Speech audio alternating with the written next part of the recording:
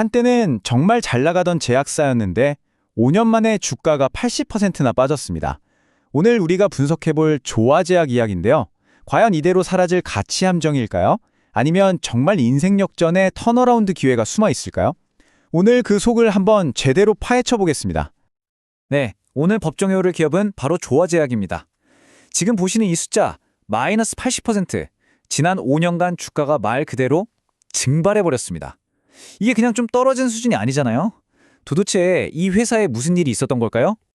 자, 그럼 먼저 이 조화제약이라는 회사가 어떤 곳인지부터 간단히 짚고 넘어가죠. 한때는 꽤나 잘 나가던 중견 제약사였는데 지금은 보시다시피 정말 벼랑 끝에 몰려 있습니다. 조화제약 하면 딱 떠오르는 게 있죠. 바로 이 마시는 앰플입니다. 아마 약국 가셨을 때 한 번쯤은 다들 보셨을 거예요. 그런데 말이죠. 한때 회사를 먹여 살렸던 바로 이 성공 공식이 지금은 오히려 회사의 발목을 잡는 족쇄가 되어버렸다는 게 문제입니다.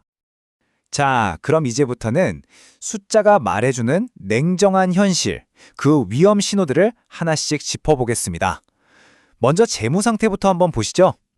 첫 번째 증거, 바로 매출입니다. 보세요. 3년 내내 회사가 버는 돈이 계속해서 줄고 있어요. 이건 뭐 장사가 좀 안 된다 이런 수준을 넘어선 거죠. 회사 규모 자체가 그냥 쪼그라들고 있다는 아주 명백한 신호입니다. 그런데 더 심각한 건 바로 이겁니다. 이익이요. 그냥 적자도 아니고 그 손실 규모가 해마다 눈덩이처럼 불어나고 있어요. 이건 뭐 밑 빠진 독에 물 붓는 격이죠.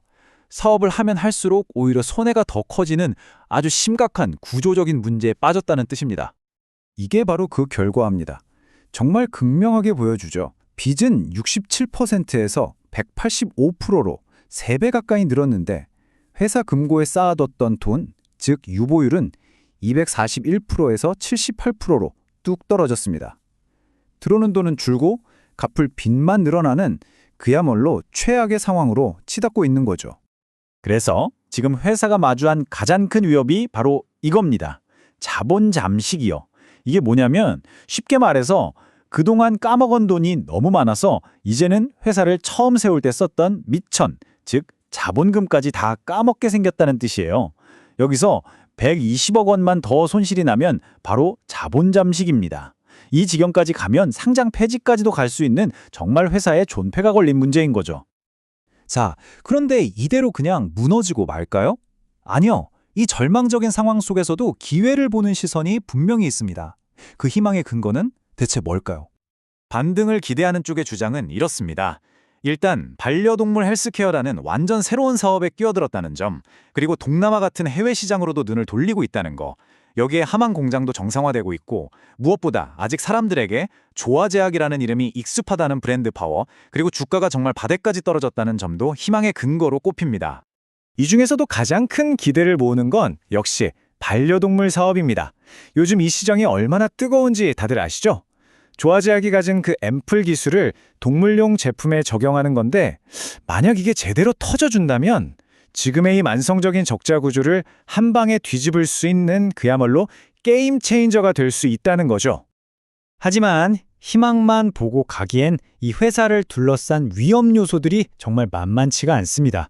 이제는 그 치명적인 리스크들을 하나씩 짚어보겠습니다. 리스크를 지적하는 쪽의 주장은 아주 단호합니다. 이 회사는 지금 존속 가치 자체가 위협받고 있다. 이게 무슨 뜻이냐면요. 그냥 좀 위험하다 이 정도가 아닙니다. 과연 이 회사가 사업을 계속할 수 있을까 하는 그 존재 자체에 대한 근본적인 물음표가 찍혔다는 거예요. 그 위험 요인들을 좀 더 구체적으로 보죠. 무려 6년 연속 영업 적자입니다. 재무 상태는 보셨다시피 정말 불안정하고요. 혹시라도 돈이 급해서 전환사채 같은 걸 발행하면 기존 주주들의 주식 가치는 떨어질 수밖에 없겠죠. 원자재 가격이나 규제 같은 외부 압박도 있고요. 무엇보다 가장 큰 문제는 굳이 이 회사가 아니더라도 안정적으로 돈 잘 버는 다른 좋은 제약사들이 시장에 널려 있다는 겁니다. 매력도가 떨어진다는 거죠. 자, 희망과 절망, 양쪽의 주장을 모두 들어봤습니다. 그럼 이제 최종 판결을 내려봐야겠죠? 과연 조화제약, 우리는 어떻게 접근해야 할까요? 다른 비슷한 규모의 제약사들과 한번 비교해 볼까요? 표를 보시면 한국 유나이티드 제약, 대원제약 다들 안정적으로 돈 벌고 배당도 줍니다. 그런데 조화제약은 재무 상태가 위험 수준이죠. 여러분이 투자자라면 이 중에서 어디에 투자하시겠어요? 답은 꽤 명확해 보입니다. 앞으로의 시나리오는 정말 극과 극으로 갈립니다. 만약 반려동물 사업이 대박이 나서 흑자로 돌아선다, 그럼 주가는 2,200원까지도 갈 수 있습니다. 하지만 지금 상태가 계속되면 700원 밑으로 떨어지는 최악의 상황도 각오해야 합니다. 전형적인 하이 리스크, 하이 리턴 구조인 거죠.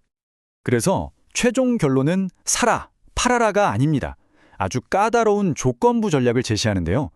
첫째, 이건 투자가 아니라 복권을 사는 것과 같다고 생각해야 합니다. 둘째, 만약 산다면 800원에서 850원 사이 아주 좁은 구간에서만 들어가야 하고요. 셋째, 가장 중요한 건데 790원이 깨지면 뒤도 돌아보지 말고 바로 손절해야 합니다. 마지막으로 절대 큰 돈을 넣지 말고 전체 자산의 3% 이내로만 접근하라는 겁니다. 결국 우리에게 남겨진 질문은 이겁니다.